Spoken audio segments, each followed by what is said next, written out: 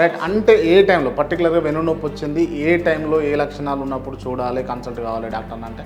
Most important అండి, మీకు ఎప్పుడైతే కాలు చచ్చుపడతా ఉంది, వెన్ను నొప్పితో పాటు కాలు చచ్చుపడిపోతా ఉంది, ఈ రెడ్ ఫ్లాగ్ ఏదైతే ఉందో ఇది వచ్చినప్పుడు మాత్రం మనం తప్పనిసరిగా స్పెషలిస్ట్ డాక్టర్ని చూడాల్సిన అవసరం ఉంటుంది. కొంచెం అంటే లావు ఉన్న వాళ్ళకు లేకపోతే పొట్ట ఉన్న వాళ్ళకు వెన్నుపూస వంగి ఉంటుంది, కొంచెం అంత డౌన్ అయి ఉంటుంది కింద బ్యాక్ సైడ్లో. ఏమైనా ప్రాబ్లమా?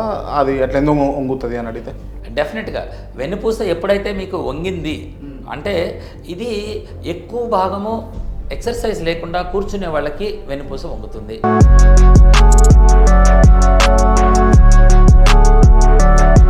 ఈ మైగ్రేన్ ఒకటి ఉంటుంది కదా సార్, మైగ్రేన్ కూడా తగ్గించగలుగుతారా మీరు?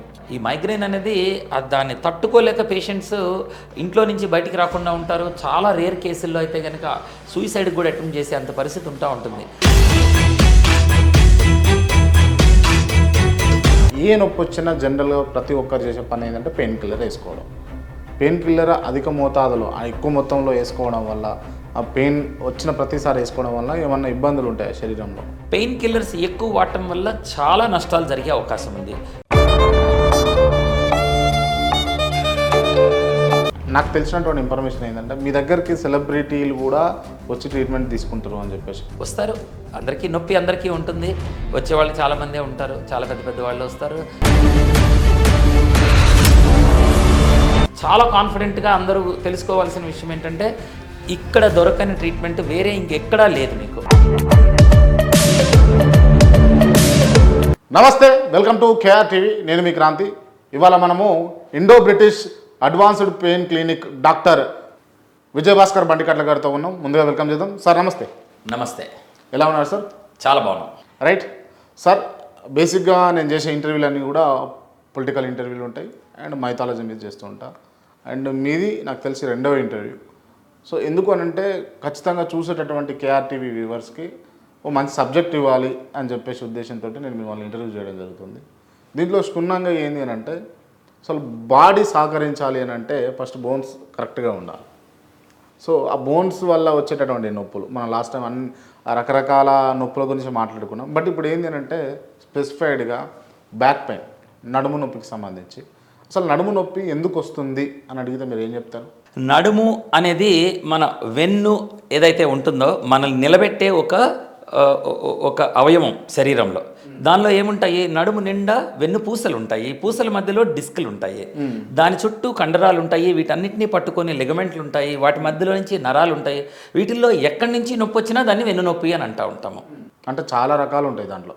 ఇందులో నడుము నొప్పి అనేది వచ్చినప్పుడు ఇక్కడ ఈ వెన్నులోని వెన్ను పూసలు కానీ, డిస్కులు కానీ, నరాలు కానీ, ఆ చుట్టుపక్కల ఉన్న లిగమెంట్స్ కానీ, వీటిల్లో నుంచి ఎక్కడి నుంచి ప్రాబ్లం వచ్చినా ఈ దేన్నైనా సరే వెన్ను నొప్పి అని అంటూ ఉంటాము. అట్లా అనొద్దు అని అంటే ఇవన్నీ ఒకదానికి ఒకటి లింక్ పడి ఉంటాయి.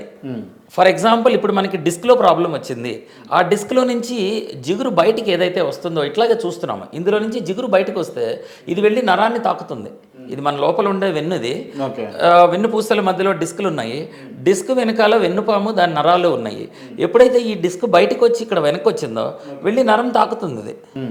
ఇది తాకితే డిస్క్ నుంచి వచ్చే నొప్పి కాకుండా నరం నుంచి వచ్చే నొప్పి కూడా యాడ్ అవుతుంది. అది యాడ్ అయితే మీకు సయాటికా నొప్పి వస్తుంది. అదే సయాటికా అంటే. దీని నుంచి ఈ నొప్పి తట్టుకోలేకపోతే కండరాలన్నీ పట్టేసినట్లు అయిపోతాయి. నడుము పట్టేసింది అని అంటాము. ఆ నడుము పట్టేసింది అని అంటే అది వెన్ను కండరాల నొప్పి అది. సో అది కూడా వేరు. సో ఒకే ప్రాబ్లంలో ఒకదానికొకటి లింక్ అయిపోయి ఉంటాయి. సో ఇది తెలుసుకోవటం కోసమే మనము డాక్టర్ దగ్గరికి వెళ్ళాల్సి వస్తుంది. నడుము నొప్పి రాకుండా ఉండాలి అని అంటే ఏం చేయాలి? ఫస్ట్ ఆఫ్ ఆల్ నడుము నొప్పి రాకుండా ఉండాలి అని అంటే శరీరంలో ఉండే నడుముకి సరైన మూవ్మెంట్స్, ఎక్సర్సైజ్ అనేది ఇవ్వాలి. ఓకే, ఇందులో ఎట్లా చేసుకుంటూ ఉంటాము? దీనికి ఫస్ట్ ఒక రొటీన్ అనేది అలవాటు చేసుకోవాలి. ప్రతిరోజు మనము అదే పని చేయటం అనేది శరీరానికి అలవాటు చేయాలి మనం. అంటే ఫర్ ఎగ్జాంపుల్ ఇప్పుడు మన స్పైన్ ఉంది, స్పైన్ లోపల మనకి వెన్ను పూసలు ఉన్నాయి. ప్రతిరోజు ఈ డిస్కుల్ని, ఈ బోన్స్ని, లోపల ఉండే జాయింట్స్ని, వెనకాల ఉండే నరాలని ఒక పద్ధతి ప్రకారం మనం కదిలిస్తూ చేయటం, ఇదే మనకి యోగాలో నేర్పిస్తూ ఉంటారు. సో ఈ రకమైన శరీరానికి ఒక రొటీన్ అలవాటు చేయటం అనేది శరీరానికి చాలా అవసరం. అంటే ఎక్సర్సైజ్ చేయడం వల్ల బెటర్మెంట్ ఉంటుంది అని అంటారు అంతే. డెఫినెట్గా బెటర్మెంట్ ఉంటుంది. అయితే తెలియకుండా ఎక్కువ ఎక్సర్సైజ్ చేసినా తక్కువ ఎక్సర్సైజ్ చేసినా యాక్చువల్గా హామ్ కూడా జరగచ్చు. రైట్. అంటే కొంతమంది ఎక్కువ చేయడం వల్ల రన్నింగ్ పదే పదే చేయడం వల్ల బోన్స్ అరుగుతాయి అని చెప్పేసి విన్నాము ఒక 2 సార్లు. ఇది జరుగుతుందా ఇట్లా? అది చాలా అరుదు. ఎక్సెసివ్గా ఒకే పార్ట్ని మనం వాడేస్తూ ఉంటే కనుక ఏదైనా జాయింట్ అరుగుతుంది. ఓకే. ఎక్కువ వాడద్దు.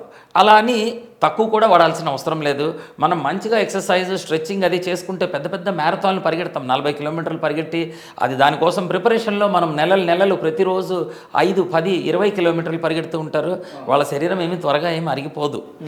అలా అని మనము కంప్లీట్గా కూర్చున్నంత మాత్రాన మన జాయింట్ అరగకుండా మంచిగా అలాగా పెట్టెలో పెట్టిన డబ్బులాగా నగల్లాగా ఏమి ఉండవు. బాడీ ఏవి కదలకపోయినా అరిగిపోతుంది, ఎక్కువ చేసినా పాడైపోతుంది. ఓకే. అంటే ఎక్కువ చేసినా కష్టమే, ఏం చేయకపోయినా కష్టం. కరెక్ట్. సో దాన్ని ఐడియల్గా మనము బ్యాలెన్స్ చేసుకొని చేయటం అనేది చాలా ఇంపార్టెంట్. అండ్ అంటే ఇప్పుడు నవే డేస్ అంటే చాలామంది ఈ స్టిచ్చింగ్ చేసేవాళ్ళు మెషిన్స్ వచ్చినాయి, మోటార్స్ వచ్చినాయి, కానీ అప్పట్లో తొక్కేవాళ్ళు కదా. అటువంటి ఫ్రిక్షన్స్ వల్ల ఏమన్నా అరుగుదల ఉంటుందంటారా? తక్కువ అండి. యాక్చువల్గా ఏంటంటే మనకు రెగ్యులర్గా ఎక్సర్సైజ్ చేసుకుంటూ ఉంటే కనుక మనకి ఆ యాక్టివిటీ వల్ల మనకి ఏమి జాయింట్లు పాడవవు. ఓకే. అదే పనిగా ఒకే జాయింట్ అంటే ఇప్పుడు మీరు ఈ స్టిచ్చింగ్ చేసినప్పుడు ఏమవుతుంది, ఒక్కటే యాంకిల్ జాయింట్ మీద టూ మచ్ ఆఫ్ ప్రెషర్, అది రోజుకి 15-20 గంటలు పనిచేసి అలా ఒక 20 సంవత్సరాలు పనిచేస్తే అరిగే ఛాన్స్ ఆబ్వియస్గా ఉంటుంది వాళ్ళకి. రైట్. Okay sir. ఇప్పుడు మనం వెన్ను నొప్పి గురించి మాట్లాడుకుంటే అసలు వెన్ను నొప్పి వస్తే వచ్చే లక్షణాలు ఏంటి అని అంటే?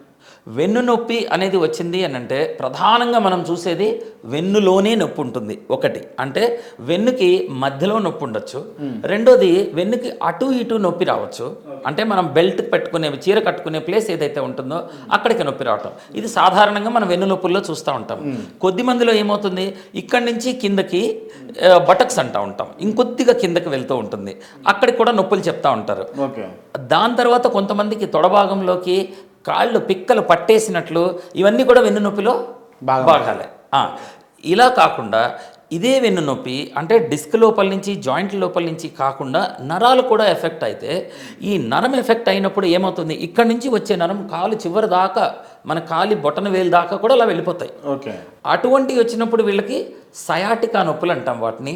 అవి ఎలక్ట్రికల్ కరెంట్ షాకుల్లాగా వెళ్తూ ఉంటాయి. సో ఈ కరెంట్ షాక్ లాగా వెళ్తాం, కొంతమందికి సూదులు గుచ్చినట్లు, కొంతమందికి వేడిగా అలా తెలుస్తూ ఉంటాయి అన్నమాట. మంటలు పుట్టినట్లు, కాళ్ళ మీద పెంకులు, గాజు పెంకుల మీద నడిచినట్లు, ముళ్ళ మీద నడిచినట్లు ఇలా చెప్తా ఉంటారు. ఇవన్నీ నరాల నొప్పులు, అవి సయాటికాకి సంబంధించింది అయి ఉండాలి.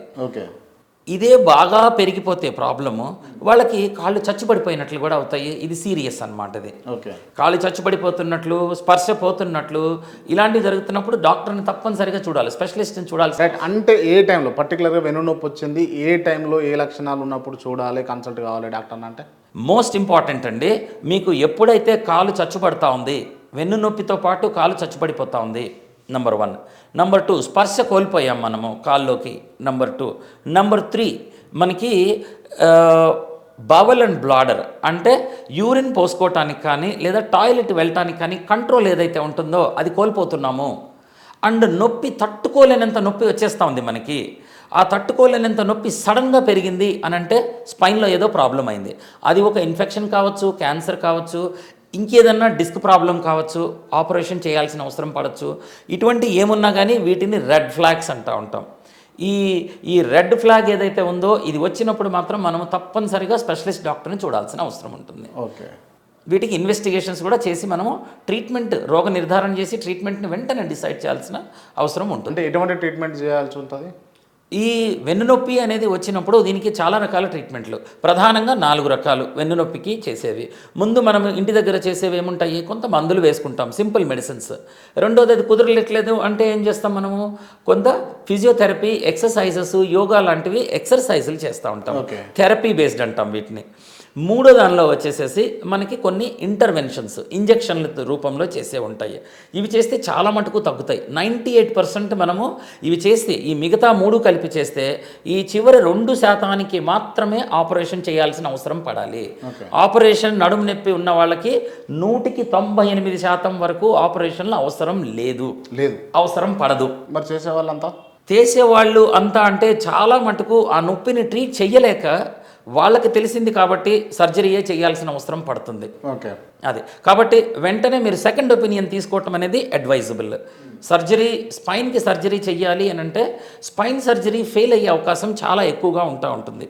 ఎందుచేతన ఇప్పుడు ఇది మనకి మన స్పైన్ని మనము ఆలోచిస్తే కనుక ఒక పడవ ఎలా ఉంటుందో కింద మన పెల్విస్ అంటాం కట్టి భాగము, దానిపైనుంచి మనకి పైన ఇది వేస్తారు కదా పుల్ల, అది మధ్యలో ఉంటుంది. దాని నుంచి మనము సెయిల్స్ అంటాము, తెరచాపలు ఉంటాయి. ఆ మాదిరిగా మనకి కండరాలు ఉంటాయి. సో స్పైన్ కింద పెల్విస్ ఇవన్నీ కూడా ఒక బ్యాలెన్స్ మెయింటైన్ చేయాలి. ఇందులో మనము ఆపరేషన్ చేసి ఏదో ఒక ముక్క తీసేసినప్పుడు టెంపరీగా మీ రిలీఫ్ వస్తుందని అనుకుంటాం, కానీ లాంగ్ టర్మ్లో మొత్తం సాలిగుడిలో ఒకటి కదిలిస్తే మొత్తం కదిలిపోయినట్లు స్పైన్లో ఎప్పుడు ఈ ప్రాబ్లము పొంచి ఉంటుంది. రైట్. అందుకని ఫెయిల్ అయ్యే ఛాన్సులు చాలా ఎక్కువ ఉంటాయి. రైట్. అంటే డాక్టర్ని కన్సల్ట్ కాకుండా ఇటు మనము ఆపరేషన్లు చేసుకోకుండా ఒకవేళ వెన్నునొప్పి వచ్చిందని అంటే మనం ఎటువంటి కార్యక్రమాలు చేస్తే అది తగ్గే అవకాశం ఉంటుంది? వెన్నునొప్పి వచ్చినప్పుడు సాధారణంగా 40-50% వెన్నునొప్పులు మీకు ఎప్పుడైతే వస్తాయో అవి పని ఎక్కువ చేసినప్పుడు కండరాలు పట్టేయటం మూలాన వస్తూ ఉంటాయి. ఈ పట్టేయటం మనం కాస్త అలసట మూలాన లేదా బరువు ఎక్కువ ఎత్తాము ఇలాంటి వాటి వల్ల వస్తాయి, తగ్గిపోతాయి. అవి ఒక వారం 10 రోజుల్లో మనకి తగ్గట్లేదు అని అంటే జాగ్రత్తగా ఆలోచించాలి. రెండోది, ఏదో ఒక చిన్న మందు వేసుకున్నాము, ఒక పెయిన్ కిల్లర్, ఒక పారాసెటమాల్ లేకపోతే ఒక ఏదో చిన్న ఒబరాన్ లాంటిది వేసుకుంటా ఉన్నాం. ఒక 2 రోజులు 3 రోజులు వేసుకుంటే నొప్పి తగ్గట్లేదు, ఏదో డేంజర్ ఉంది లోపల, వెంటనే కలవాలి. అలా మందులు వేసుకుంటూ ఇంటి దగ్గర ఉండొద్దు, చాలా డేంజర్కి వెళ్తాం మనం. సో ఆ మందుల వల్ల కూడా డేంజర్కి వెళ్తాం, కిడ్నీలు పాడైపోతాయి, అల్సర్లు వస్తాయి. కాబట్టి వెంటనే డాక్టర్ని కలవాల్సి ఉంటుంది. మూడోది వచ్చేసేసి సర్జరీలకు వెళ్ళేది. ఈ సర్జరీలకు వెళ్లకుండా మనం రావాలి అని అంటే కనుక దానికి మధ్యలో కొన్ని ఇంటర్వెన్షన్స్ అనేవి ఉంటాయి. ఈ స్పైన్ లోపలికి కొంత ఇంజెక్షన్స్ రూపంలో చేస్తూ ఉంటాము. ఆ ఇంజెక్షన్స్ అనేవి సరైన ప్లేస్లో కరెక్ట్గా చేసినట్లయితే కనుక మీకు చాలా మంది వరకు రిలీఫ్ వచ్చేస్తాయి, చాలా మటుకు నొప్పి కూడా తగ్గిపోతుంది. ఓకే. సో ఎన్నో ఆపరేషన్ని మనము అవాయిడ్ చేసుకోవచ్చు దీని నుంచి. రైట్. అంటే ఇది ఎంత లాంగ్ లాస్టింగ్ ఉంటుంది? అంటే మీరు చేసేటటువంటి ట్రీట్మెంట్ అంటే శస్త్రచికిత్స లేకుండా ఎన్ని రోజుల వరకు ఉంటుందా ప్రభావము? సో ఈ స్పైన్కి మనం చేసే ఇంజెక్షన్లు ఒక రకం కాదు, ఎన్నో రకాలు ఉంటాయి. కొన్ని epidural injections, nerve blocks, facet injections, ఇవి కొంత బేసిక్ ఇంజెక్షన్స్ ఉంటాయి. ఇవి చేసినప్పుడు ఏమవుతాయి, ఇక్కడ కొంత local anaesthetic with drop of steroid, ఒక చుక్క స్టిరాయిడ్ మందుతోటి మనం ఈ ట్రీట్మెంట్ చేసినప్పుడు చాలా మటుకు వాపులు తగ్గిపోతూ ఉంటాయి. ఈ లోపల తగ్గిన వాపు ఇప్పుడు మనకి ఎగ్జాంపుల్లో చెప్పాలి అని అంటే థ్రోట్ ఇన్ఫెక్షన్ వచ్చినప్పుడు మనం యాంటీబయాటిక్ వేసుకున్నాము, 5 రోజులే యాంటీబయాటిక్ వేసుకున్నాం, కానీ మన ఇన్ఫెక్షన్ తగ్గిపోతుంది, మనము లాంగ్ లాస్టింగ్ మళ్ళీ ఇంకో ఇన్ఫెక్షన్ వచ్చేదాకా మనం బాగానే ఉంటాము. ఓకే.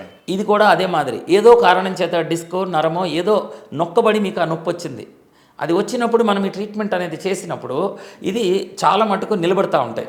మళ్ళీ ఇంకొకసారి డిస్క్ నొక్కింది, మళ్ళీ నరం నొక్కబడింది, లేదా జాయింట్లో మళ్ళీ చిన్న ప్రాబ్లం వచ్చింది, మళ్ళీ నొప్పి వస్తుంది.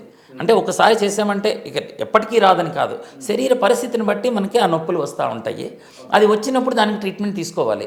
ఇది అరుగుదల వల్ల జబ్బు చేసింది మనకి అంటే ఇది ఒక షుగర్ లాంటిది, ఒకసారి అరుగుదల వచ్చిన తర్వాత అది వెనక్కి వెళ్ళిపోదు, మనం మెయింటైన్ చేసుకుంటూ పోవాలి.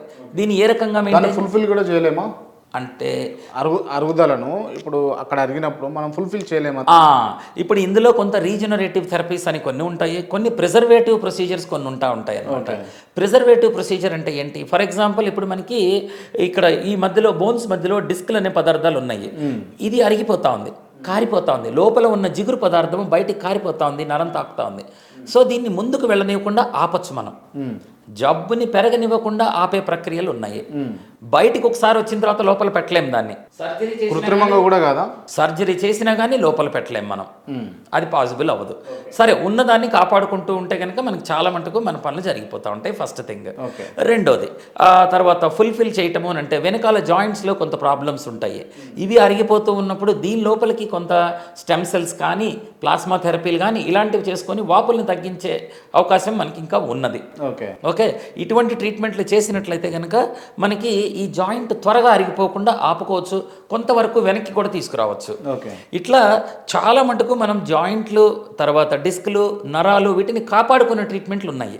సో రైట్ టైంలో రైట్ ట్రీట్మెంట్ కనుక తీసుకున్నట్లయితే ఇది సర్జరీ దాకా వెళ్ళనివ్వకుండా ఆపటానికి వీలవుతుంది. కాబట్టి అర్లీగా మనం కనుక్కోవటము, అర్లీగా ట్రీట్మెంట్ చేయటం అనేది చాలా అవసరం. రైట్. ఓకే సార్, అంటే ఇఫ్ ఇన్ కేస్ ఎవరన్నా అంటే శస్త్రచికిత్సకి వెళ్ళారు, ఆపరేషన్ చేయించుకున్నారు.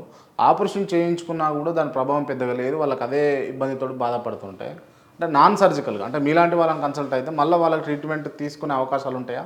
చాలా మటుకు ఇప్పుడు ఇటువంటి వాళ్ళకు కూడా ఇప్పుడు సర్జరీ చేయటం అని అంటే ఏంటి అవుతుందండి, చాలా మటుకు మనకి ఈ స్పైన్లో బోన్స్ మధ్యలో డిస్క్లు ఉంటాయి, అవి పెద్దది అవుతూ ఉంటాయి. ఇది అవ్వటం మూలాన నరం నొక్కటం మూలాన మనకి ప్రాబ్లం వస్తూ ఉంది. సో సర్జికల్గా ఏం చేస్తూ ఉంటారు, ఓపెన్ చేసి కానీ పక్కన గొట్టం ద్వారా కానీ ఆ బయటకు వచ్చిన డిస్క్ని తీసేయగలుగుతారు. ఓకే, అది నరాన్ని నొక్కుతా ఉంది కాబట్టి వీళ్ళకి పెయిన్ వస్తూ ఉంది, అది తీసేస్తే నొప్పి పోతుంది అనేది ఉద్దేశం. కానీ చాలాసార్లు ఏం జరుగుతుంది, ఇది ఎప్పుడు తీసేసినా మనకు ఒక గాయం అయిన తర్వాత స్కార్ అనేది చెప్తాం మనం, స్కార్ టిష్యూ అనేది ఫామ్ అవుతుంది కదా, చారలు పడతాయి. అటువంటి చారలు ఇక్కడ పడినప్పుడు పక్కనే ఉండే నరాన్ని పట్టేస్తాయి అవి. ఇది ఒకసారి పట్టింది అని అంటే వదిలించటం అనేది దాదాపుగా సాధ్యం అవ్వదు. ఒకసారి పట్టిందంటే ఇంకా అది తీయలేము దాన్ని ఇంకా అక్కడి నుంచి. సో ఇది పెరుగుతూ కూడా పోవచ్చు, మనకు కొన్నిసార్లు చారలు పెరిగిపోతాయి, అలాగే ఇక్కడ పెరుగుతూ పోవచ్చు. అప్పుడు సర్జరీ బికమ్స్ ఎ ఫెయిల్యూర్. అంటే ఇప్పుడు అంటే సర్జరీ చేసే డాక్టర్స్ అందరూ కూడా ఇది తెలిసి మరీ చేస్తారా? ఆపలేక చాలాసార్లు ఒక్కసారి అది స్టార్ట్ అయింది అని అంటే, స్కార్ టిష్యూ ఫామ్ అవటం స్టార్ట్ అయింది అని అంటే దీన్ని ఆపలేం మనము.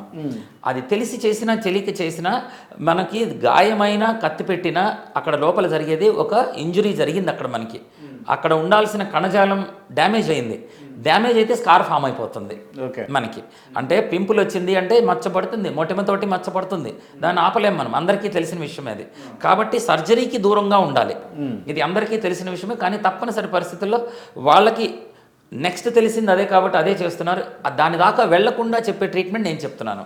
వీలైనంత వరకు దాని దగ్గరికి వెళ్ళొద్దు. తప్పనిసరి పరిస్థితి, కాలు చచ్చుపడుతోంది సర్జరీకి వెళ్ళండి, లేకపోతే సర్జరీకి వెళ్ళొద్దు. ఓకే, అది అంటే జనరల్గా ఫోన్ చూడడం కావచ్చు, లేకపోతే టైపింగ్ చేయడం కావచ్చు, లేకపోతే పదే పదే నడవడం కావచ్చు, లేకపోతే కూర్చొని వర్క్ చేయడం కావచ్చు, ఇటువంటివి చేసినప్పుడు వివిధ రకాల పెయిన్స్ వస్తాయి. మెడ నొప్పులు కావచ్చు, నడుము నొప్పులు కావచ్చు, మోకాలే కావచ్చు, ఈ చేతిలో కావచ్చు. ఇటువంటి వాటికి ఏమైనా ట్రీట్మెంట్ ఉంటుందా? చాలా మటుకు ఇప్పుడు చాలా మటుకు మీకు మెడ నొప్పులు, నడుము నొప్పులు, వీటిని ఎర్గనామిక్స్ అంటారు. మనం కూర్చునే విధానం అనేది ముందు మనం మార్చుకోవాలి. ఫస్ట్ థింగ్ చేయాల్సిందే, వేరే ఏ ట్రీట్మెంట్లు అవసరం లేదు వీటికి. ఫస్ట్ ఎవరైతే సాఫ్ట్వేర్ ఇంజనీర్ ఉన్నాడో లేదా ఎవరైతే ఆఫీస్లో పనిచేసే ఎంప్లాయీ ఉన్నాడో వాళ్ళ బాస్లు ఎవరైతే ఉన్నారో వాళ్ళ దగ్గర ఆక్యుపేషనల్ థెరపిస్ట్లు అనే వాళ్ళు ఉంటారు. వాళ్ళ ద్వారా వచ్చి మనం కూర్చునే చైర్ని వాళ్ళు అడ్జస్ట్ చేయాలి, మనకి నెక్ సపోర్ట్ ఇవ్వాలా, బ్యాక్ సపోర్ట్ ఇవ్వాలా, ఎంతవరకు చేయాలి అనేది వాళ్ళు డిసైడ్ చేసి అది చెప్పాలి, వీళ్ళని గైడ్ చేయాలి వాళ్ళని. ఇది ఎర్గనామిక్స్, ఆక్యుపేషనల్ థెరపిస్టుల ద్వారా ఇది జరగాలన్నమాట. ఇది ఎర్గనామిక్ సెట్టింగ్. అంతేకాదు మనం చాలాసార్లు లైటింగ్ ఉంటుంది మనకి, వెనక నుంచి మనం రాసేప్పుడు వెనక నుంచి సరిగ్గా పడాలి లైటింగ్. ఎదురు నుంచి లైటింగ్ పడితే మనం కళ్ళు స్ట్రెయిన్ అవుతాయి. అలాగే అప్రాపరియేట్ పొజిషన్లో మనం కూర్చోకుండా ఉంటే మనకి ఎక్కువ మెడ నొప్పి అనేది రాకుండా చూసుకోవాలి. స్ట్రైట్ ఉండాలి, అంటే దానికి తగ్గట్టు డెస్క్ పైకి లేపు ఉండాలి. అలాగే కాళ్ళు కింద ఏలాడుతూ ఉండకూడదు, నొప్పులు వచ్చేస్తాయి. కాళ్ళకి కొంత సపోర్ట్ రావాలి. ఈ కాళ్ళ సపోర్టు, మెడ సపోర్టు, తర్వాత ఆర్మ్ సపోర్ట్, చాలా మటుకు మనకి చేతికి పక్కన సపోర్ట్స్ రావాలి. ఎక్కువసేపు కూర్చొని పని చేయాలి అని అంటే ఆర్మ్ సపోర్ట్స్ ఇవ్వాలి. అప్పుడు మనకి భుజాల మీద, నరాల మీద ప్రెషర్ పడకుండా ఉంటుంది. ఇవన్నీ కూడా మనము పాటిస్తూ ఉన్నట్లయితే మనకి చాలా మటుకు రాకుండా ఉంటాయి. ఒకవేళ వస్తూ ఉంది అంటే అటువంటి పేషెంట్లు ఏం చేయాలి, అటువంటి పీపుల్ వాళ్ళ పేషెంట్లు కూడా కాదు, వెంటనే లేవాలి. ప్రతి 20 నిమిషాలకి, అరగంటకి ఒక్కసారి లేచి వాళ్ళు బాడీ స్ట్రెచ్ చేసుకొని రిలాక్స్ అయ్యి మళ్ళీ కూర్చునేలాగా.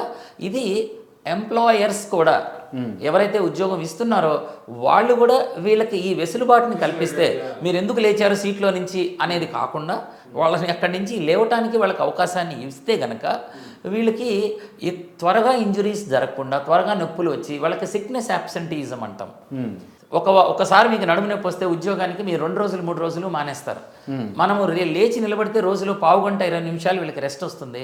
దానివల్ల దీర్ఘకాలం పనిచేయడానికి వీలవుతుంది. కాబట్టి ఎంప్లాయర్స్ అందరూ కూడా దీన్ని పాటించాలి. సార్, అంటే జనరల్గా ఎట్లా ఏ పద్ధతిలో కూర్చుంటే బెటర్ అంటారు? ఎప్పుడు కూడా మీరు కూర్చోవటం అనేది చైర్ చివరి వరకు కూర్చోవాలి, బ్యాక్కి సపోర్ట్ ఉండాలి, స్పైన్ పర్ఫెక్ట్గా స్ట్రైట్ ఉండాలి. మన బాడీ సెంటర్ ఆఫ్ గ్రావిటీ అని అంటాము. ఓకే, దీన్ని మన శరీరం లోపల నుంచి వెళ్ళాలి, వీలైతే స్పైన్లో నుంచి వెళ్ళేలాగా ఉండాలి. నెక్ దగ్గర పూర్తిగా వంగకూడదు. అన్నిటికంటే పైన ఉండే స్పైన్ ఏదైతే ఉందో అది కాస్త ఎక్కువ మొబిలిటీ ఉంటుంది. అక్కడ ఉండే ఇదంటే పర్వాలేదు. ఇప్పుడు మనం కూర్చున్నట్లు కాళ్ళు జారిగిల పడి కంప్లీట్గా ఇలా ఉంటే కనుక కింద స్పైన్లో థొరాసిక్ ఏరియా అంటే ఛాతీ భాగంలో నడుము దగ్గర వంగకూడదు. అలా వంగేలా కూర్చోకుండా ఇక్కడ స్ట్రైట్గా ఉండి ఇక్కడ కదిలించేలాగా ఉండాలి. అలాగే భుజాలు కంప్లీట్గా ఒక చెయ్యి బరువు మనకి 7 నుంచి 10 కిలోల వరకు ఉంటుంది. దీన్ని మనము సపోర్ట్ ఇవ్వాలి చేతికి.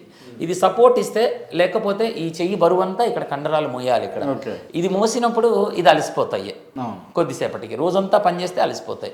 సో వీలైనంత వరకు దీనికి సపోర్ట్ ఇచ్చేలాగా మనము చేతి వరకు సపోర్ట్ చేసుకునేలాగా చూసుకుంటే మన శరీరం ఎక్కువ రోజులు నొప్పులతో బాధపడకుండా మనం గడపగలుగుతాం. Right, okay. కొంచెం అంటే లావు ఉన్న వాళ్ళకు లేకపోతే పొట్ట ఉన్న వాళ్ళకు వెన్నుపూస వంగి ఉంటుంది, కొంచెం అంత డౌన్ అయి ఉంటుంది కింద బ్యాక్ సైడ్లో. ఏమైనా ప్రాబ్లమా?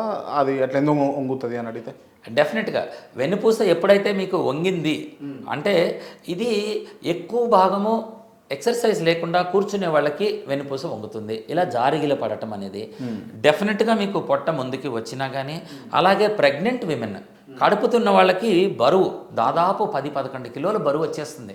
ఆ బరువు ఎప్పుడైతే వాళ్ళకి ముందుకు పడుతుందో స్పైన్ ముందుకు వరిగిపోతుంది. చాలా కాన్షియస్గా మనము మైండ్లో పెట్టుకొని ఆలోచించి వెన్నుని మనము స్ట్రైటన్ చేసుకోవటానికి ప్రయత్నించకపోతే వీళ్ళకి ఏమవుతాయి, వెన్ను లూజ్ అయిపోయి ముందుకి వాలిపోయి అక్కడి నుంచి ఎప్పుడైతే మన స్పైన్ ముందుకు వాలిందో డిస్క్ మీద ఎక్కువ ఫ్రంట్ భాగంలో ఎక్కువ ప్రెషర్ పడిపోతుంది. ముందు ఎక్కువ ప్రెషర్ పడిందా ఈ డిస్కులు వెనక్కి కారిపోతాయి. ఓకే, ఇది కారిపోయిందా మీకు సయాటికా మొదలవుతుంది తర్వాత. సో ఇవన్నీ ఒకదానికొకటి లింక్డ్గా ఉంటూ ఉంటాయి. సో చాలా జాగ్రత్తగా మనము మన పాస్చర్ అనేది అడ్జస్ట్ చేసుకోవాలి. మన ఇంట్లో చిన్నపిల్లలు ఎవరైనా సరే ముందుకి వాలి అలాగ నడుస్తున్నారు అని అంటే, ఎవరైతే ముందుకు వంగారో వీళ్ళ తల ఏమవుతుంది, కిందకి దిగిపోతుంది. అప్పుడు మనం ముందుకు చూడాలంటే తల వరకు పైకెత్తుతాము. ఈ పాస్చర్లో ఎక్కువ రోజులు ఉంటే మెడంతా పాడైపోతుంది. అక్కడ డిస్కులు కూడా ఇలాగే నాశనం అయిపోతాయి. ఓకే, ఇవి నాశనం అయితే స్పైన్కి సర్జరీ, మెడలో చేయాల్సి వస్తే దీని రిస్కులు ఇంకా ఎక్కువ. వెనక నుంచి చేయటానికి చాలా కష్టమవుతుంది మెడది. ముందు నుంచి చేస్తేనేమో ఎన్నో రకాల నరాలు, బ్లడ్ వెసల్స్, రక్తనాళాలు, తర్వాత మనకి స్వరపేటిక ఇవన్నీ కూడా ముందు నుంచి ఉంటాయి. చాలా రిస్క్ ఉంటుంది సర్జరీ చేయడానికి. ఆ తర్వాత మనం ఈ సర్జరీ చేసి దీన్ని బిగించేసామనుకోండి, మన మెడ ఎలా కదులుతుంది తర్వాత, అటు ఇటు కదలాలి మనకి. సో దాన్ని దగ్గరికి మనం వెళ్లకుండా చూసుకోవాలి సర్జరీ. ఈ ప్రికాషన్స్ అన్నీ తీసుకుంటే చాలా మటుకు రిలీవ్ అవుతుంది. డిస్క్ ఉబ్బడం అంటే ఏంటి సార్? అసలు డిస్క్ ఉబ్బడం వల్ల వెన్ను మీద ప్రభావం చూపిస్తుందా వెన్నుపూస మీద? డిస్క్ ఉబ్బటం వల్ల వెన్ను ప్రభావం ఉంటుంది. ఎలాగో అంటే ఇప్పుడు మనము ఒక డిస్క్ అనే పదార్థాన్ని మనం చూస్తే కనుక మనకి సైకిల్ టైర్ ఎలా అయితే ఉంటుందో చుట్టూ గట్టిగా ఉండి లోపల మధ్యలో ఖాళీ ఉంటుంది ఈ కార్ టైర్లో. సో ఈ ఖాళీ లోపల ఇప్పుడు అదే మనం డిస్క్ లోపల పెట్టినట్టయితే ఈ లోపలంతా గుజ్జు నిండి ఉంటుంది. ఓకే, ఈ గుజ్జు ఉండటం మూలాన మనకి ఈ రకమైన యాక్షన్ అనేది ఒకటి మనం చూస్తూ ఉంటాము. ఇది ఉండటం మూలాన చాలా అవసరం. ఇది మనకి బరువులు మోసినా, దూకినా, ఏదైనా చేసినప్పుడు, డ్రైవింగ్ అప్పుడు మన శరీరం మొత్తానికి, బ్రెయిన్కి ఆ షాక్స్ అనేవి తెలియకుండా షాక్ అబ్జార్బర్ మాదిరిగా ఇది పనిచేస్తాం. ఓకే, కొన్నిసార్లు ఏమవుతుంది, ఈ చుట్టుపక్కల ఉండే ఈ రింగ్ ఏదైతే ఉందో ఆ రింగ్ బ్రేక్ అయిపోతూ ఉంది. ఓకే, ఈ రింగ్ ఎటువైపు అయినా బ్రేక్ అవ్వచ్చు, కానీ ఎక్కువ శాతము అది వెనక్కి వెళ్ళినప్పుడు వెనకాల నరాలు ఉంటాయి. మన వెన్నుపాముకి సంబంధించిన నరాలన్నీ డిస్క్ వెనకాల ఉండటం మూలాన ఈ జిగురు వెళ్ళి దాన్ని తాకుతుంది. ఓకే, ఈ జిగురు తాకినప్పుడు ఇక్కడ ఒక ఇన్ఫ్లమేటరీ రియాక్షన్ అని అంటాము. ఒక వాపు, నొప్పి అనేది ఈ నరాల మీదకు వచ్చేయటం మూలాన నడుము నొప్పి, కాళ్ళ నొప్పులు వచ్చేస్తాయి. ఓకే, ఈ నొప్పి ఎప్పుడైతే వస్తుందో ఇది కదిలితే నొప్పి వస్తుంది కనుక శరీరం ఏం చేస్తూ ఉంటుంది, వెన్ను మొత్తాన్ని పట్టేస్తుంది, కండరాలు పట్టేస్తాయి. కండరాలు పట్టేసిన తర్వాత కదలలేము. సో ఈ డిస్క్ ప్రాబ్లం వల్ల నరాల నొప్పులు, వెన్ను నొప్పులు, రకరకాల నొప్పులు అనేవి రావటం అనేది సహజము. ఓకే, ఇంతే కాకుండా డిస్క్ ఎప్పుడైతే డ్యామేజ్ అయిపోయి హైట్ తగ్గిపోతా ఉందో, ఇది హైట్ తగ్గిపోతున్నప్పుడు ఈ వెనకాల కొన్ని చిన్న చిన్న జాయింట్లు ఉంటాయి, ఇక్కడ కనిపించే జాయింట్లు అనమాట. ఈ జాయింట్లు ఏవైతే ఉంటాయో ఇవి అరిగిపోతూ ఉంటాయి. ఓకే, ఈ జాయింట్లు అరిగినప్పుడు మనకి అక్కడి నుంచి కూడా నొప్పి వస్తూ ఉంటుంది. వీటిని ఫెసెట్ జాయింట్స్ అని అంటాము. వీటికి కూడా కొంత ట్రీట్మెంట్ చేసి వాటిని ఇంప్రూవ్ చేసుకుంటూ ఉంటాం అనమాట. ఇది పెరగనివ్వకుండా చూసుకోవాలి. వీలైనంత వరకు డిస్క్ ప్రాబ్లమ్ని పెరగనివ్వకుండా చూసుకోవడంలోనే మన మంచి ప్రోగ్రెస్ అనేది ఉంటుంది. ఇప్పుడు మీరు అంటే నాన్ సర్జికల్ ట్రీట్మెంట్స్ చేసిన తర్వాత అది ఎన్ని రోజుల వరకు ఉంటుండొచ్చు సార్? జనరల్గా మనం చేసే ట్రీట్మెంట్ని బట్టి ఉంటాయి. ఇప్పుడు మనకి కేవలం మనము ఒక నరానికి కొంత మెడిసిన్ అనేది ఇచ్చాము. మెడిసిన్లో లోకల్ ఎనస్థీసియా ఉంటుంది, అప్పటికప్పుడు కొన్ని గంటలు తగ్గుతుంటుంది. దాంతోపాటు కొంత స్టిరాయిడ్ అని ఇచ్చాము, కొద్ది రోజులు తగ్గుతూ ఉంటుంది, మళ్ళీ నొప్పులు వచ్చేస్తాయి. వీటితో పాటు ఈ ప్రాబ్లమ్స్ వచ్చిన డిస్క్లు ఉంటాయి, వాటి దగ్గరికి ఎక్కడైతే ప్రాబ్లం ఉందో అక్కడికి వెళ్ళి ట్రీట్మెంట్ చేసేసాము. డిస్క్ ట్రీట్మెంట్ చేసేస్తే కనుక అది గట్టిపడిపోతుంది, అది లాంగ్ టర్మ్, ఎక్కువ సంవత్సరాల పాటు అది నిలబడిపోతుంది. కొన్నిసార్లు ఏం జరుగుతూ ఉంటాయి, ఈ బోన్ ఏదైతే ఉంటుందో అవి బోన్లు విరిగిపోతూ ఉంటాయి యాక్సిడెంట్ల చేత, కానీ ఇంకా ఎక్కువ శాతంలో ముసలి వాళ్ళల్లో బోన్స్ మెత్తబడిపోయి క్రష్ అయిపోతాయి. ఇది ఎప్పుడైతే బోన్ క్రష్ అయిపోతుందో వాళ్ళకి వెంటనే సర్జరీ అవసరం అని చెప్తూ ఉంటారు. యాక్చువల్గా సర్జరీ అవసరం ఉండదు. మెజారిటీ పేషెంట్స్కి దీని లోపలికి కొంత సిమెంట్ ఇంజెక్షన్ చేసేస్తే పర్మనెంట్ క్యూర్ అయిపోతుంది వాళ్ళకి. ఇది ఫర్దర్గా సిమెంట్ ఇంజెక్షన్ చేసేస్తాం. ఓకే, సిమెంట్ అంటే ఎట్లా? సిమెంట్ అనేది మన ఇంటి సిమెంట్ కాదు అది, అయితే మనకి ఇది ప్లాస్టిక్ లాగా ఉంటుందన్నమాట. రెండు మెటీరియల్స్ని కలిపితే కనుక వెంటనే ఒక చిక్కటి ద్రవం తయారవుతుంది. ఆ ద్రవాన్ని మనం లోపలికి ఇంజెక్ట్ చేస్తే పేస్ట్ లాగా తయారైన దాన్ని లోపల పెట్టేస్తే గడ్డ కట్టేస్తుంది. అది ప్లాస్టిక్ ముద్దలాగా అయిపోతుంది. లోపలికి వచ్చేసేసి గడ్డ కట్టేస్తే బోన్ అలా నిలబడిపోతుంది. ఓకే, అంటే బోన్ లో ఉండాల్సిన గుజ్జు ప్లేస్ లో మీరు సిమెంట్ ఫిల్ చేస్తారు అంతేనా? బోన్ లోపల కాల్షియం అనేది ఉంటా ఉంటుంది, ఈ కాల్షియం అనేది వెళ్ళిపోతుంది. అలాగే ముసలి వాళ్ళలో ఏమవుతుంది, దాన్ని నిలబెట్టే ఒక ప్రోటీన్ స్ట్రక్చర్ ఉంటుంది, అది కూడా పలచబడిపోతుంది. సో కాల్షియం పోయింది, స్ట్రక్చరు పోయింది, అప్పుడు ఇది వీక్ అయిపోయింది. దీని మీద ఇప్పుడు వాళ్ళు బరువు వేసినా పడినా ఏదైనా జరిగితే ఇది అణిగిపోతుంది, అంతా క్రష్ అయిపోతుంది. ఈ క్రష్ అయిపోనీయకుండా లోపల నుంచి మనం సిమెంట్ పెట్టేస్తే అది నిలబడి మెయింటైన్ అవుతూ ఉంటుంది. ఇది పర్మనెంట్ క్యూర్. ఇది ఇంకా వాళ్ళు బ్రతికున్నంత వరకు ఇది కదలదు ఇంకా. ఓకే, అంటే వీటి వల్ల సిమెంట్ ఫిల్లింగ్ వల్ల ఏం ప్రాబ్లం ఉండేయా? అబ్సల్యూట్లీ. సిమెంట్ ఫిల్లింగ్ జాగ్రత్తగా చేసినప్పుడు యాక్చువల్గా ఇంకేం ప్రాబ్లం, ఒక్కసారి గట్టి పడిపోతే ప్రాబ్లం ఏముండదు. ఇచ్చేటప్పుడు ఏమవుతాయి, అది ఎక్కడికన్నా వేరే చోటకి వెళ్ళిపోతుందా, నరం మీదకి వెళ్తుందా, రక్తనాళాల్లోకి వెళ్ళిపోతుందా, లంగ్స్లో అడ్డం పడతాయా, ఇట్లాంటివి అయ్యే ప్రమాదం ఉంటుంది. అవి మేము ఇక్కడ చూసుకొని జాగ్రత్తగా చేస్తాం. అది ఒక్కసారి చేసేసిన తర్వాత ఇక పేషెంట్ తర్వాత ఇంటికి వెళ్ళిన తర్వాత ఇంకేం ప్రాబ్లమ్స్ ఉండవు. రైట్, అంటే యాజ్ అ డాక్టర్గా మీరు చెప్పండి, మీ ఎంటైర్ కెరీర్లో వరస్ట్ కేసు అంటే ఇక దీన్ని మేము ఫేస్ చేయలేకపోయినాము అన్న కేసు ఏదన్నా ఉందా? చాలా ఉంటాయి. ఇప్పుడు నొప్పి అనేది ఏదైతే ఉందో అందరూ అనేది కొంత నొప్పి తగ్గిపోతే చాలు, మా జీవితం మాకు ఆపరేషన్ వద్దు అని అంటారు. కానీ ఆ నొప్పి తగ్గించడమే చాలా కష్టం. ఓకే, అందుకోసమే ఇన్ని ఆపరేషన్లు, అందుకోసమే ఇన్ని మందులు, అందుకోసమే ఇన్ని థెరపీలు, అన్ని రకాలు జరుగుతూ ఉన్నాయి. సో నొప్పి తగ్గించడం అనేది పేషెంట్ అనుకున్నంత తేలిక కాదు, ఎందుకంటే కంటికి కనపడదు నొప్పి అనేది.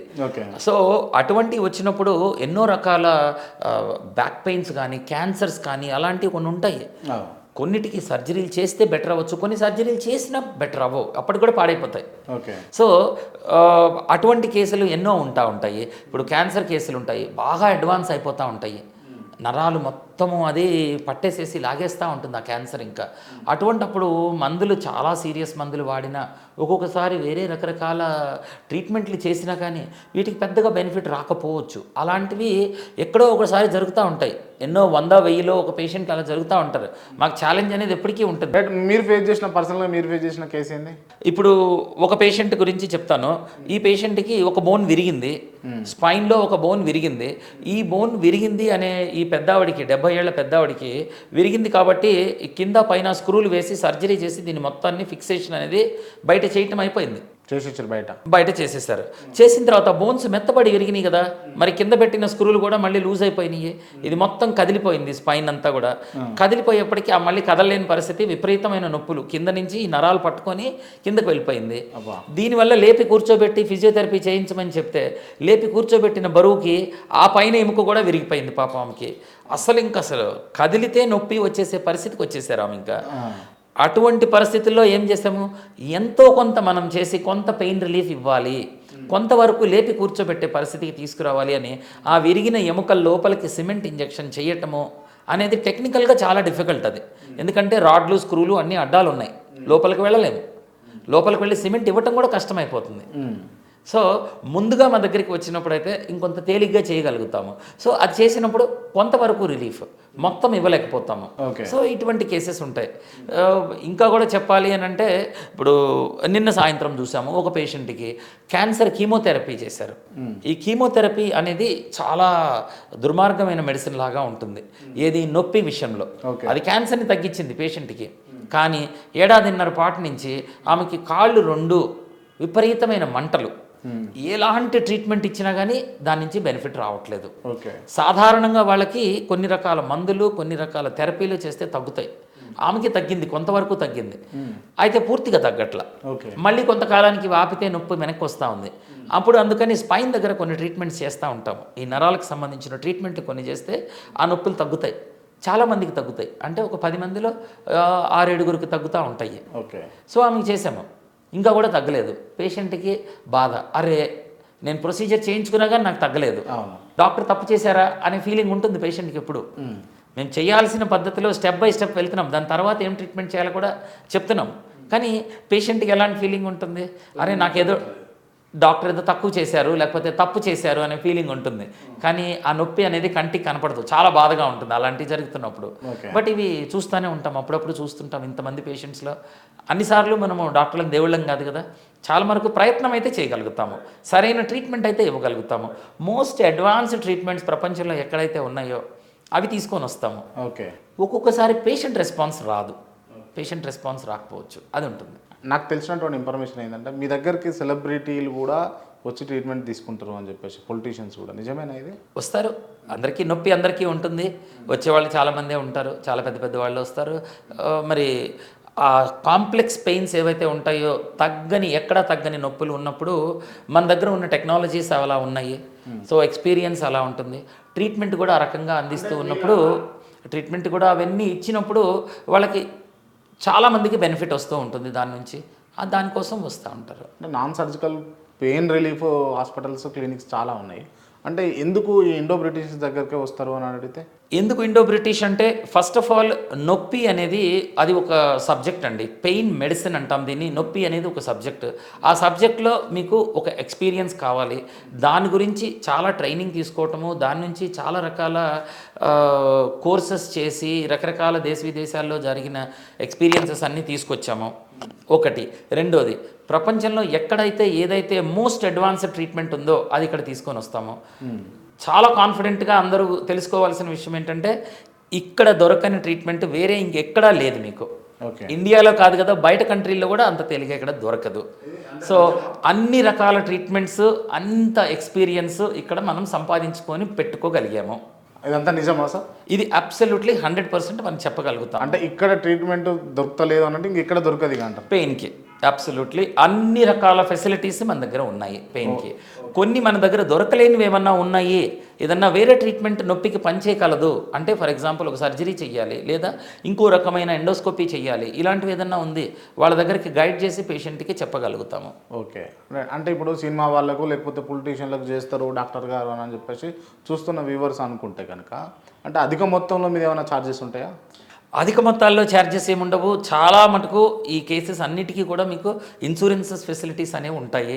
గవర్నమెంట్ రియంబర్స్మెంట్ ఫెసిలిటీస్ ఏవైతే ఎంప్లాయీస్కి ఉన్నాయో, పెన్షనర్స్కి ఉన్నాయో అవి ఉన్నాయి. ఇవన్నీ కూడా చాలా మటుకు ట్రీట్మెంట్లు వాటిల్లోనే అయిపోతాయి. కొన్ని ట్రీట్మెంట్స్ ఉంటాయి, అవి గవర్నమెంట్ రియంబర్స్మెంట్లో కానీ ఇన్సూరెన్స్లో కానీ రావు. అంటే ఫర్ ఎగ్జాంపుల్ స్టెమ్ సెల్స్ కొన్నిసార్లు ఉంటాయి, కొన్ని స్టెమ్ సెల్స్, కొంతవరకు ప్లాస్మా థెరపీస్, ఇటువంటి గవర్నమెంట్ దాంట్లో నుంచి వాళ్ళు ఇవ్వట్లేదు, ఇన్సూరెన్స్లో నుంచి ఇవ్వరు. అవి తప్పగా మిగతావి చాలా మటుకు వాళ్ళ టారిఫ్లోనే పేషెంట్కి ఫిల్ చేయడానికి ట్రై చేస్తాము. బాడీలో పెయిన్స్ ఎన్ని రకాలు అని అంటే మీ అనాలిసిస్ ప్రకారం ఎన్ని రకాల పెయిన్స్ ఉంటుండొచ్చు? అనేకం, నొప్పులు అనేకము. అంటే ఇది ఏ రకంగా మీరు ఆలోచించాలి, నొప్పిని డ్యూరేషన్ బట్టి, ఎంత కాలంగా నొప్పి ఉంది అంటే 3 నెలల లోపు ఉంటే అక్యూట్ పెయిన్ అంటాము, 6 నెలల పైబడితే క్రానిక్ పెయిన్ అంటాము, మధ్యలో కొంత ఓవర్లాప్ ఉంటాయి.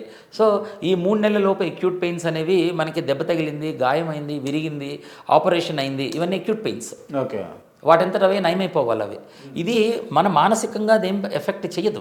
ఓకే. రెండో రకం ఏమవుతుంది మనకి, ఇందులో వచ్చేసేసి క్రానిక్ పెయిన్స్ అని అంటాము.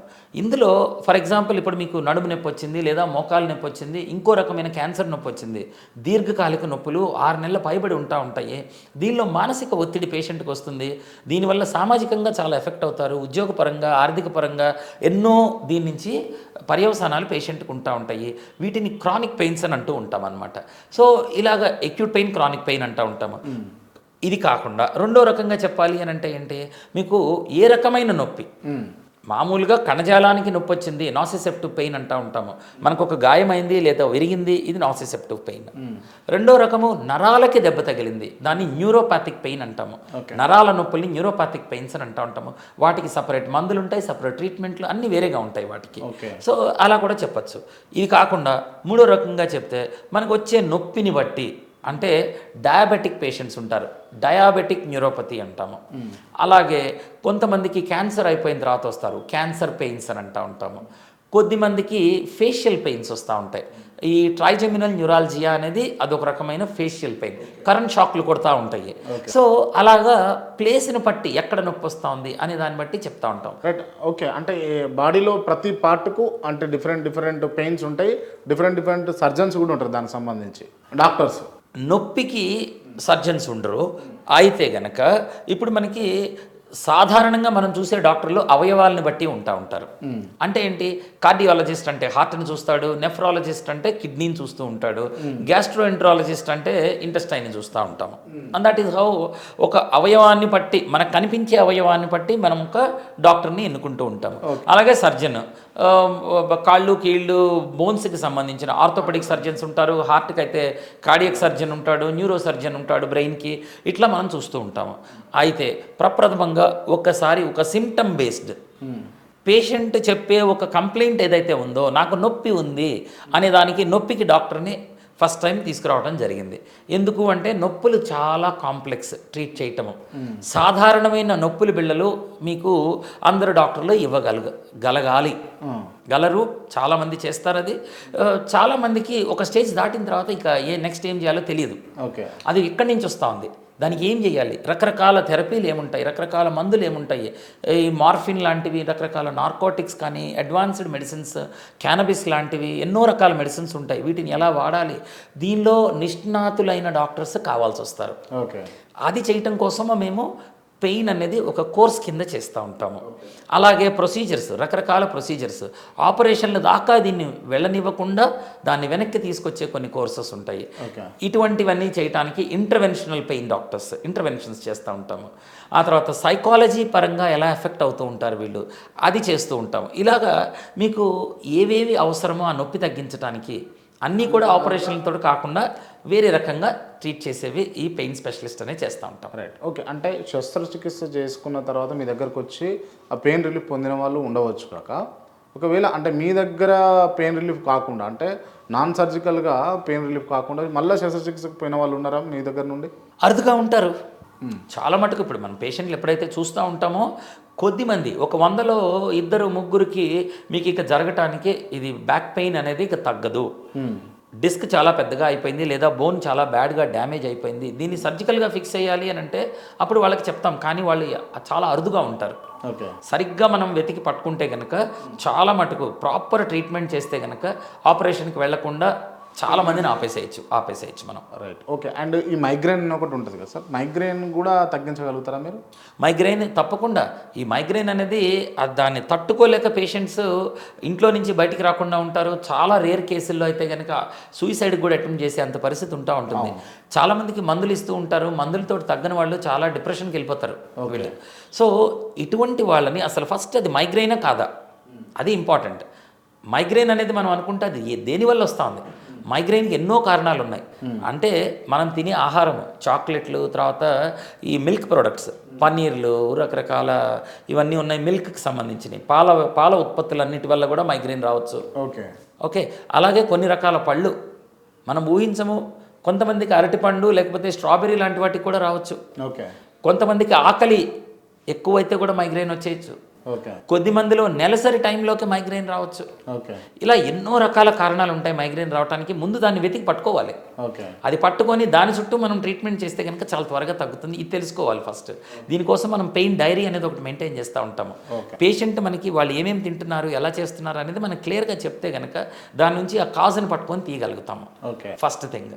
సో అది తెలుసుకున్న తర్వాత చాలా రకాల మెడిసిన్స్, ముందు అసలు తలనొప్పి వచ్చిన తర్వాత ఎలా తగ్గించాలి అనేది కొన్ని మెడిసిన్స్ ఉంటే, అసలు రానివ్వకుండా ఎలా ఆపచ్చు అబార్టివ్ మెడిసిన్స్, తర్వాత ప్రివెంటివ్ మెడిసిన్స్ అని అంటాము.